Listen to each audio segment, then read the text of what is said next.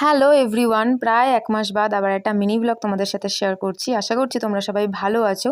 তো কাল ছিল মনসা পুজো, সেই উদ্দেশ্যেই আমি আর মা কাল গিয়েছিলাম মামা বাড়িতে। আমার মামা বাড়ি যেতে ১০ মিনিট মতো সময় লাগে, সেজন্য আমরা বিকেল বেলার দিকেই বেরিয়েছি। আর দেখো এই বিকেল বেলায় ফ্লাইওভারের জায়গাটা দেখতে এতটা সুন্দর লাগে। আর আমার বোন আমাদেরকে দেখেই দৌড়ে দৌড়ে চলে এসছে, কিন্তু তারপর তো গিয়ে দেখলাম পুজো শেষই হয়ে গেছে। এই মনসা পুজো অনেক দিনের পুরনো পুজো মামা বাড়ির, সেই জন্য খুব বড় করে পালিত হয়। আর এই মহারানীদের কাণ্ড দেখো কি সুন্দর, আমার ঘাড়ের ওপরে বসে নাচানাচি করে বেড়াচ্ছে।